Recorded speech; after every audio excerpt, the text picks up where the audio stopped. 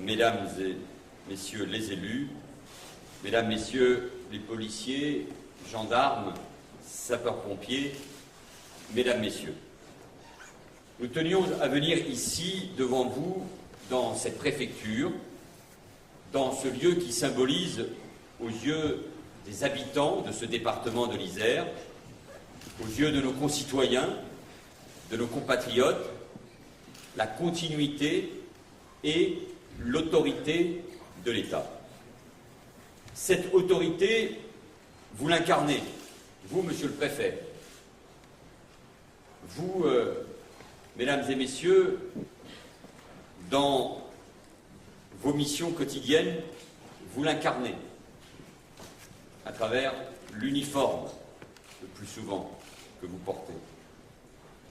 Nous savons, avec le ministre de l'Intérieur, Bernard Cazeneuve, combien ces missions quotidiennes sont exigeantes, difficiles, dangereuses.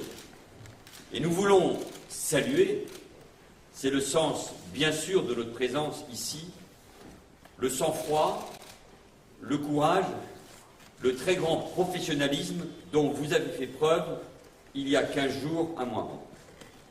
Saluez votre sang-froid, celui de vous tous, ici présents, gendarmes, qui êtes les premiers à être intervenus, membres des unités des forces mobiles, rapidement dépêchés sur les lieux afin de reconquérir le terrain, policiers venus en renfort de vos camarades gendarmes, sapeurs-pompiers déployés pour éteindre dans des conditions particulièrement difficiles les nombreux foyers d'incendie.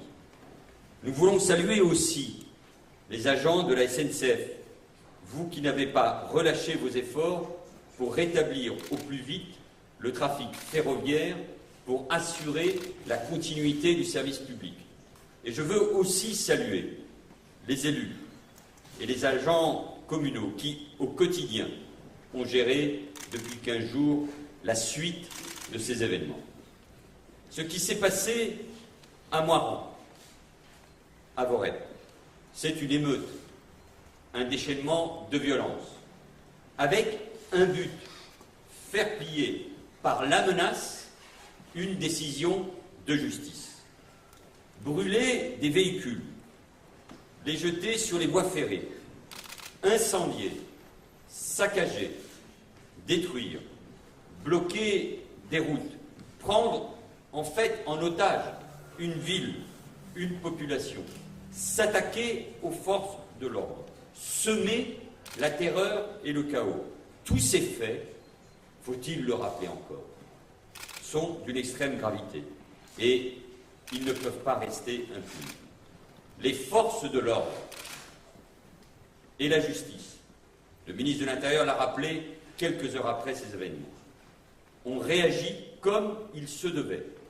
Les forces de sécurité en reprenant le terrain.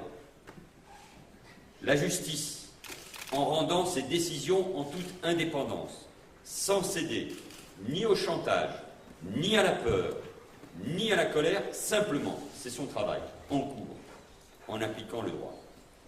Alors que la situation était très complexe, instable, vous avez assuré un retour au calme sans qu'il y ait de blessés. Et le bilan aurait pu être bien plus grave. L'État a donc répondu présent. Il a affirmé, et vous avez affirmé parce que vous l'incarnez, son autorité. Cette autorité, nous le savons, et vous le savez mieux que quiconque, est contestée. Ce n'est pas nouveau. Cela ne date pas des dernières semaines, ni des derniers mois, comme certains voudraient le laisser entendre. C'est une tendance lourde, profonde de nos sociétés modernes. Dire cela, ce n'est pas justifier, expliquer, ce n'est pas se dédouaner, c'est dire les choses telles qu'elles sont. Il y a les petites incivilités, les délits, les violences, la loi des trafics. Il y a ces tentatives, montées des communautarismes, des fondamentalismes, qui essaient de se substituer à un autre ordre, à celui de la République. Il y a enfin toutes ces bravades lancées aux forces de l'ordre, aux magistrats, aux enseignants, aux agents des services publics, à toutes celles et tous ceux qui incarnent l'État et la puissance publique, la loi. Et nous avons une pensée toute particulière, je pense aux policiers, pour votre collègue Yann Sellour, très grièvement blessé à l'île Saint-Denis voilà un mois. Heureusement, après tant de douleurs, après s'être tant battu, il est à présent hors de danger, même si sa rééducation, Monsieur le ministre de l'Intérieur, vous le savez, va être longue. Nous parlons aujourd'hui de Moirans, dans l'Isère. Nous pourrions parler de Villers-le-Bel, en novembre 2007. 80 policiers blessés, certains visés par des tirs à balles réelles. Il a fallu plusieurs nuits pour rétablir l'ordre. Nous pourrions parler des Mureaux, en mars 2009, de Clermont-Ferrand, la nuit de la Saint-Sylvestre, en 2011. Nous pourrions aussi parler de Saint-Aignan, un dimanche de juillet 2010, où se sont déroulés des faits semblables à ceux de Moirans. Le procès s'est déroulé en 2012, oui, 2 ans plus tard, et pas 48 heures après, comme on voudrait le faire croire. Alors, a-t-on accusé l'État de manquer d'autorité? Non. Nous pourrions aussi remonter plus loin en arrière. Il y a 10 ans, précisément, en 2005, la France connaissait des émeutes très graves. En 3 semaines, 224 policiers, gendarmes, sapeurs-pompiers ont été blessés en intervention. Plus de 300 bâtiments incendiés, détruits ou endommagés. 10 000 voitures brûlées, 10 000. Au plus tard, au plus fort des émeutes, entre le 6 et le 8 novembre, 1000 voitures ont brûlé chaque nuit.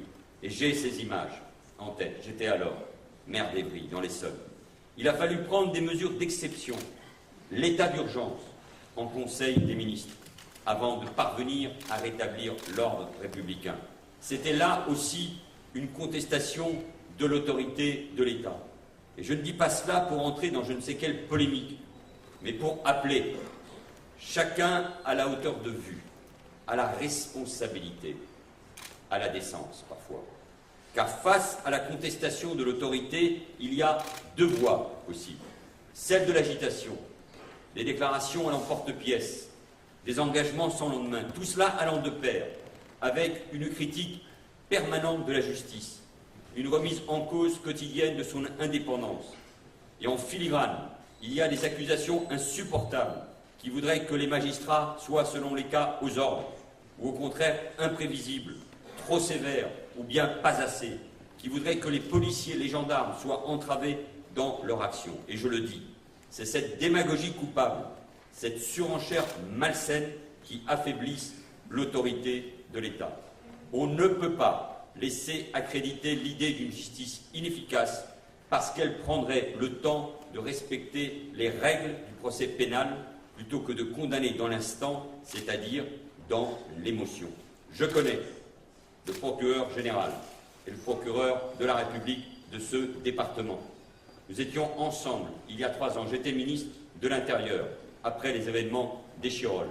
Et je sais quel a été leur engagement avec les forces de l'ordre, les policiers, pour parvenir à interpeller les assassins de ces 2 jeunes garçons. Le procès est aujourd'hui en cours. On ne peut pas jouer avec la sécurité publique, avec la sécurité des Français. L'enjeu est trop important. Il y a une seconde voie, celle que nous nous appliquons, celle que suit mon gouvernement, qui consiste à agir avec constance pour renforcer l'autorité, qui vise à renforcer en même temps justice et sécurité, qui sont les 2 faces d'une même pièce, à renforcer en même temps ordre et respect des droits, fermeté et bienveillance, efficacité et appréhension de la complexité des situations. Il ne s'agit pas de faire des coups d'éclat. Les Français n'attendent qu'une chose, l'action, mais une action déterminée et juste. Ils attendent que les pouvoirs publics fassent preuve d'efficacité, de fermeté, qu'ils fassent preuve d'autorité, mais une autorité forte et réfléchie. Forte parce que réfléchie. Cette autorité a besoin de moyens humains et matériels, face à tous les défis tous les défis, ceux du terrorisme, ceux de la délinquance au quotidien, des trafics, ceux aussi de l'afflux des réfugiés. Nous créons donc 5300 postes supplémentaires de policiers et de gendarmes en 5 ans, dont, c'est un pic historique, 1632 en 2016. Les moyens de fonctionnement et d'investissement ont été augmentés. Je rappelle que les budgets avaient été réduits de 17% entre 2007 et 2012. Nous créons également 4345 postes de magistrats, greffiers, surveillants et conseillers pénitentiaires, personnels de la protection judiciaire de la jeunesse. Une autorité forte et réfléchie a aussi besoin de moyens juridiques, d'un cadre légal renforcé. La reconstitution du renseignement territorial permet de lutter plus efficacement contre la radicalisation et la menace terroriste. Elle permet aussi de mieux lutter contre les bandes violentes, contre l'économie souterraine, contre les violences urbaines. La loi sur le renseignement renforce aussi nos capacités antiterroristes. Elle donne aux services des moyens opérationnels pour agir avant que des délits ou des crimes ne soient commis. Mais elle ne concerne pas que le terrorisme. Elle concerne aussi le hooliganisme, les bandes violentes, l'économie souterraine, c'est-à-dire l'ensemble des violences collectives de nature à troubler gravement la paix publique. La création des zones de sécurité prioritaires dans les territoires, urbains ou ruraux, où l'autorité républicaine est la plus contestée, la refondation du renseignement au cours des 3 dernières années sont des chantiers de longue haleine qui visent à affermir l'autorité de l'État. Je rappelle aussi que d'importants chantiers de simplification de la procédure pénale ont été ouverts. Ils sont attendus par les policiers et par les gendarmes. J'ai annoncé les 10 premières mesures le 14 octobre. Ce chantier devra également être l'occasion de poser la question de l'adoption d'un numéro unique de procédure. L'autorité a besoin enfin de transparence sur les résultats des politiques publiques. La sécurité et la justice ne font pas exception. Mais ces résultats doivent être sincères et non la conséquence de manipulations statistiques réalisées à coups de pression hiérarchique ou de nettoyage des systèmes d'enregistrement. Pour la première fois dans notre pays, l'INSEE et l'autorité de la statistique publique sont compétentes pour faire appliquer leurs principes en toute indépendance à la statistique de la délinquance. C'est le rôle du service ministériel créé en septembre 2014. Et il faudra aller plus loin encore. Police, gendarmerie, justice et administration pénitentiaire sont les maillons d'une même chaîne pénale. La prochaine étape, c'est l'intégration de leurs systèmes statistiques respectifs. Il est indispensable que la réflexion criminologique dans notre pays puisse se fonder sur des chiffres fiables et cohérents. Et il est indispensable qu'il y ait des faits avérés, attestés, recoupés, sur lesquels tous, police, gendarmerie, justice, administration pénitentiaire, s'accordent. C'est la condition pour que l'on cesse enfin de poser à tout bout de champ force de sécurité et justice, pour que le débat public, il est légitime, l'interpellation, elle est légitime, puisse se fonder non plus sur des approximations, mais sur la réalité des chiffres et des faits. Les chiffres qui sont le résultat de votre action ici et partout sur les territoires. Et pourtant, avec Bernard Cazeneuve, nous sommes bien sûr lucides et conscients qu'il faut poursuivre cette action. Mais le nombre de cambriolages dans les résidences principales a baissé de 1,9% entre 2012 et 2014, alors qu'il avait augmenté de 45% entre 2007 et 2012, et que nous savons que ces cambriolages jouent un rôle majeur dans le sentiment d'insécurité que peuvent éprouver nos concitoyens. Le nombre de vols à main armée n'a jamais été aussi bas dans notre pays. Il a baissé de près de 14% en 3 ans. Le nombre de vols avec violence sans arme à feu a lui aussi baissé d'environ 8% depuis 2012, après une augmentation de 10% en 5 ans. Le nombre d'homicides se situe à des niveaux historiquement faibles. Les résultats, ce sont aussi les procédures judiciaires qui, menées avec sérieux, se traduisent par des condamnations. La réponse de l'État a été ferme. Lorsqu'au cours des dernières années, des phénomènes d'émeutes violentes comme ceux de Moirans se sont produits, à Amiens-Nord ou à Mulhouse, à l'été 2012, j'étais sur le terrain. Vos collègues ont mené des enquêtes longues et minutieuses, et elles ont abouti à des peines d'emprisonnement ferme de 2 à 5 ans. L'autorité de l'État, c'est aussi là qu'elle se renforce, dans sa capacité à apporter des résultats pour nos concitoyens. L'État doit apporter des réponses bien entendu, justes, adaptées aux difficultés des situations. Et l'État, c'est notre bien commun, ce que nous avons construit pour protéger l'intérêt général, protéger notamment les plus faibles, garantir un avenir pour chacun. Et nous en sommes tous les dépositaires. Chacun a ses droits, mais chacun a aussi ses devoirs. Chacun fait face à sa responsabilité individuelle. Quand on défie l'État, quand on le conteste, on s'expose donc à une réponse de la plus grande fermeté. Cet après-midi, dans les rues de Moirans, en compagnie de Bernard Cazeneuve et d'André Valigny, en compagnie du maire et des élus, nous avons rencontré les victimes et nous avons vu l'incompréhension et parfois la colère des habitants. Et je le dis et je le répète, les fauteurs de troubles seront poursuivis sans relâche parce que la justice doit passer. C'est vrai, cela peut prendre du temps. Le procureur de la République a eu la sagesse de le rappeler, mais avec rigueur, ténacité, détermination, tout sera fait pour que les auteurs de ces dégradations soient identifiés, interpellés, jugés, condamnés et pour que leur peine soit exécutée. Les victimes ont droit à la vérité. Hier, elles ont été conviées au palais de justice pour connaître un premier bilan de l'enquête. Par ailleurs, le nécessaire a été fait et sera renforcé autant que nécessaire pour que les procédures d'indemnisation auxquelles les victimes ont droit soient mises en œuvre rapidement et dans un souci de proximité, d'écoute vis-à-vis des victimes qui ont droit à notre soutien et à notre solidarité. Voilà ce qu'est notre État de droit. Des forces de l'ordre qui ramènent le calme en quelques heures. Une justice qui dirige une enquête avec rigueur en imposant son temps et ses principes. Un parquet qui rend compte de son action aux victimes. Faire croire que l'on peut en un instant désigner les coupables, qu'on peut boucler en 3 jours une procédure et un procès, c'est faire preuve d'irresponsabilité et c'est là encore vouloir affaiblir l'autorité de l'État. Mesdames et messieurs, nous revenons, je viens de le dire, de Moirans. Nous avons parlé aux victimes des violences et nous avons vu que malgré les jours qui se sont écoulés, le choc, la peur, l'indignation, la colère, les larmes étaient encore présents dans les yeux des habitants. Quand nous sommes sortis de l'hôtel de ville de la République, la maison commune, la population était là rassemblée, plusieurs centaines de personnes. Il y avait parmi elles quelques individus excités, quelques provocateurs. Eh bien, je suis allé devant eux, devant ces personnes, devant ces provocateurs, pour leur dire simplement que la République ne plie pas.